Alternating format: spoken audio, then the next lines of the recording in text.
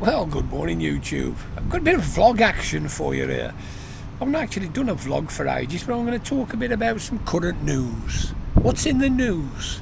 If you're interested in a bit of current news and a bit of vlog action, you stick around. I'll see you in a minute.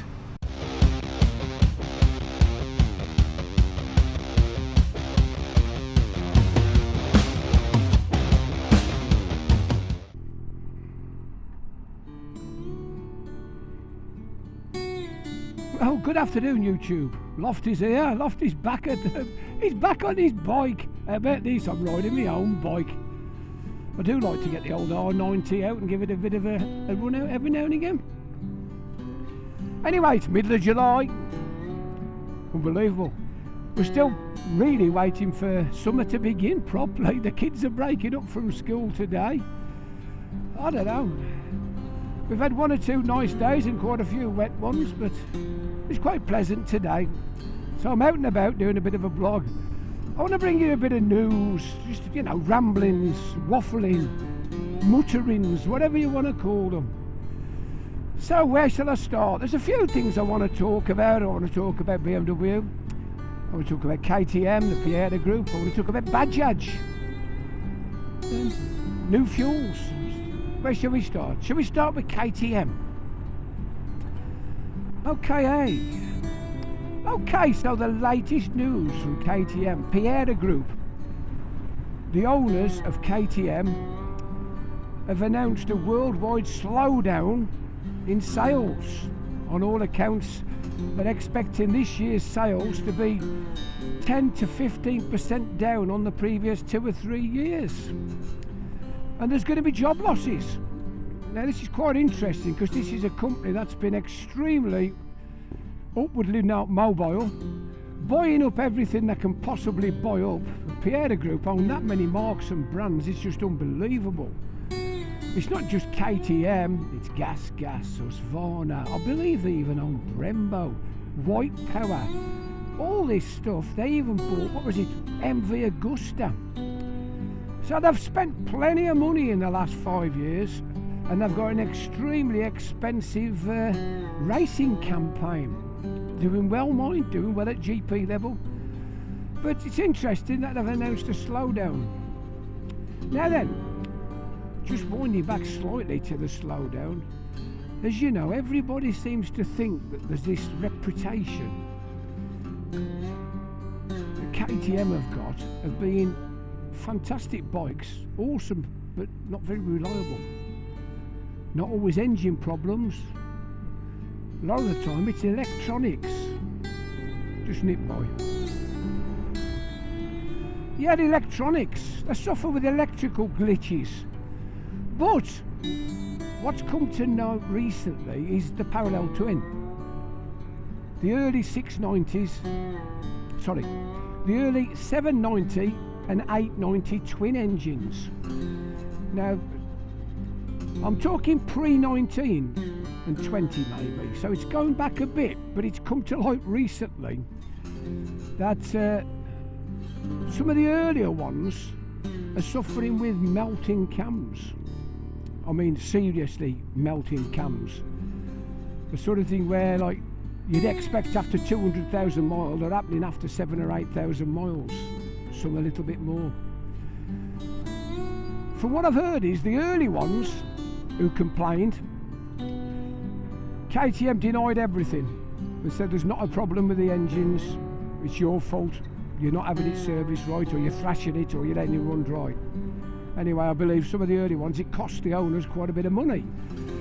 But they are actually agreeing now, or admitting, that there has been a problem, and since 2020 they've actually made the metal on the finger followers thicker, bigger, wider, whatever you want to call, and they've actually increased the diameter of the oil ways around the cam and the finger followers. So this is interesting news. So if you have got one of the earlier parallel twins and you take it for service and the serviceman says you've got a few problems with your cams, they look a bit warm, you need to do it, get in touch with KTM ASAP. I believe they are paying the warranty work now. So that's good news and bad news. It's good news that they're going to acknowledge and fix. Bad news that it's happening in the first place. So there you go. So is that all linked to is it a downward trend, or is it's costing them that much money in warranty claims that they're not going to make as much profit? So I don't know. Okay, so the second thing, as you all know, there's a lot of pictures surfacing. It's been around a while now. The BMW R1300 GSA.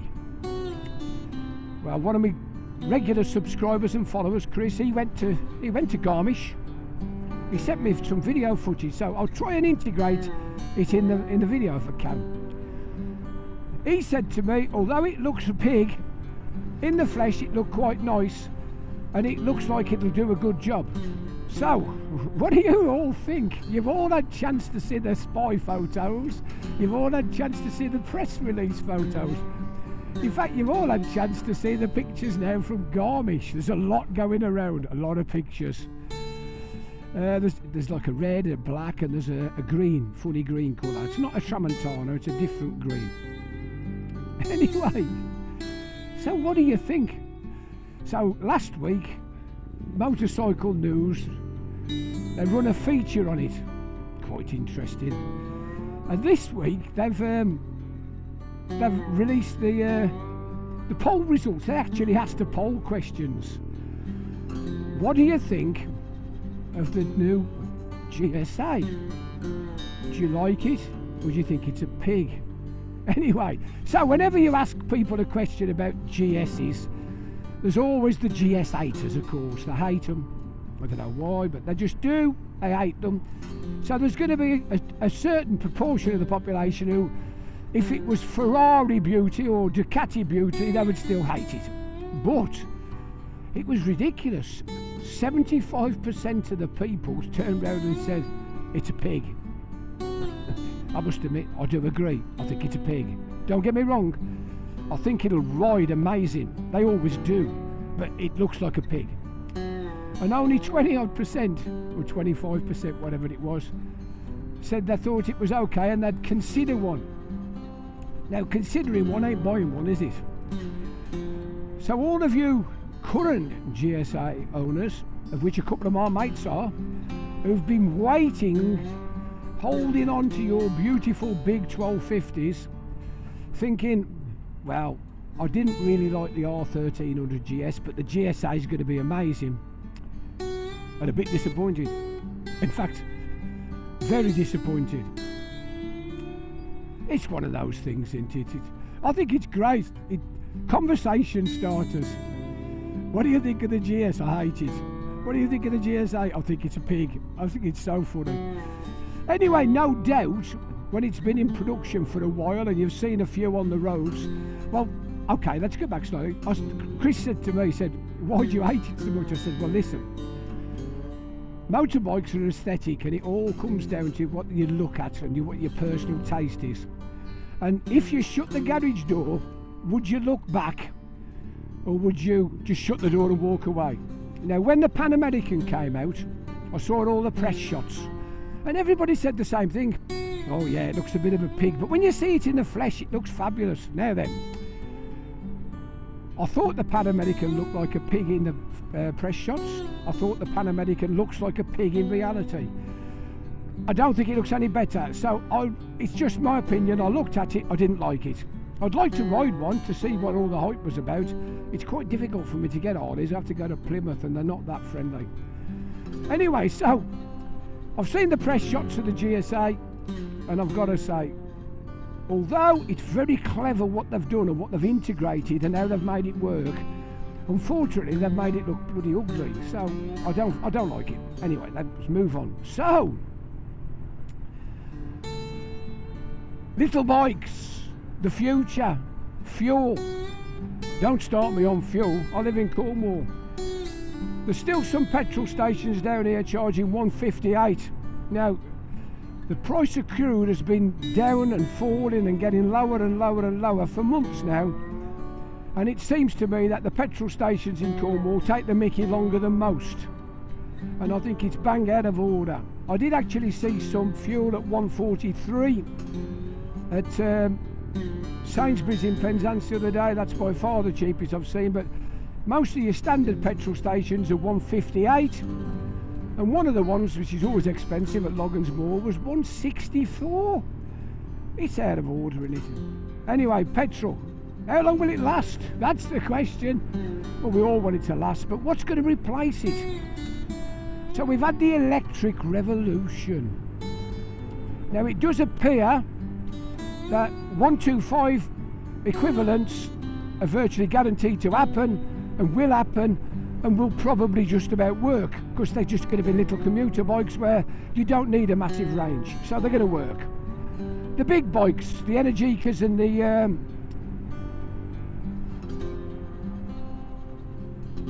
what they're called. Anyway, the big bikes, the sort of 1000cc equivalents. There's a few dealerships that even stopped stocking them now because there's not enough interest. So I really don't think the future is going to be big electric bikes. So then we got Kawasaki, the bike I rode a couple of weeks back, the HEV, the hybrid. Now I do think this is a good idea, the hybrid. I think it could work. I think they've made a mistake, Kawasaki, because I think where they've made it look like a sports bike, they should have made it look like a naked roadster, a sit-up bike, or even an adventure style bike. Something where you're upright with high bars, give you loads of vision. And they also, I think they could have put a bigger engine in it. I don't think the 450 engine's big enough. I know it sounds daft, but the 500 engine is a far superior piece of kit. So something around like 650 with the little electric motor for the town work, I think it's a brilliant idea. Hybrids, I'm big on hybrids, I think they're great. So then let's move across to Bajaj. Bajaj are one of the biggest manufacturers of motorcycles and engines in the world. They're Indian, they are monstrous. They make thousands and hundreds of thousands of bikes and units. They make for Triumph, they make for KTM, they make for all sorts. It's fantastic. Anyway, they've come up with a new one. As you know, there's a few Kawasaki who've been experimenting with hydrogen. Now, the biggest problem with hydrogen is it has to be compressed to something like 10,000 bar or something stupid, which is mega. But as you know, you can buy liquid petroleum, which is a gas.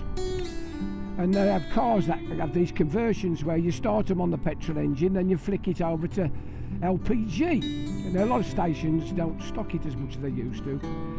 Anyway, Bajaj, compressed methane gas. Yeah, this is a new one. The thing with liquid petroleum is it's still petrol, so it has to be sort of done that way. Now, methane is plentiful, it's available anywhere.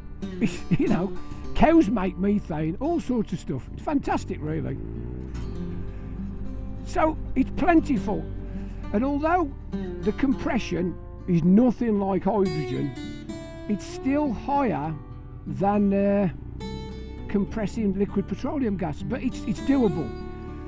It's a bit like a diver's bottle, that sort of compression. So it's pretty damn good, pretty damn good. So they've got this new bike now, it's a 125 equivalent, and they've got a 125 engine in it.